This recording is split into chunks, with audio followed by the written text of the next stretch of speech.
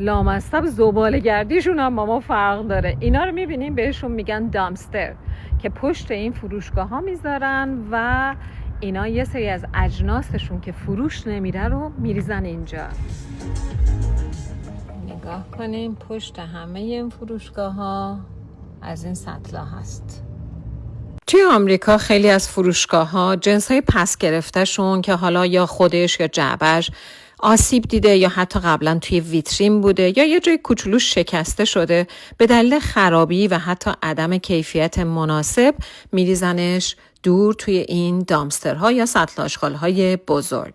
ممنونم که تا اینجا همراه هم بودی و لایک میکنی. حتی خیلی وقتا این اجناس ممکنه هیچ خرابی هم نداشته باشن، ولی از اونجایی که فروشگاه ها فضای محدودی دارن، برای اینکه این فضا رو آزاد کنن و بتونن جنسای جدید رو بیارن، این اجناس رو میریزن توی دامستر.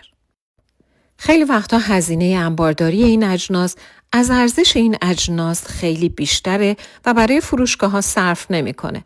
ضمن اینکه اینا میتونن این اجناسی رو که دور ریختن به عنوان ضرر از مالیاتشون کم کنن. در نتیجه به نفع فروشگاه هاست که به خودشون رو درگیر این داستانا نکنن و یه راست اینا رو بریزن توی سطل آشغال. حالا از اون طرف هم یه سری کارشونه که برن توی این دامسترها و این اجناس رو پیدا کنن، یا حالا برای خودشون بردارن یا بفروشن یا حتی میتونن اهدا کنن به مردم یا خیریه ها. یه راست میرن سراغ این وسایل و پیداشون میکنن و برشون میدارن. به این کار میگن دامستر دایوینگ یا همون زباله‌گردی خودمون، ولی از این زباله‌گردی تا اون زباله‌گردی زمین تا آسمون فاصله است. البته اینم بهتون بگم که توی بعضی محله ها و شهرها ممکنه که این قانونی نباشه. در نتیجه اگر یه بار هوس کردین دنبال این کارا برین، حتما قوانین اون محله و منطقه و شهر رو چک کنین.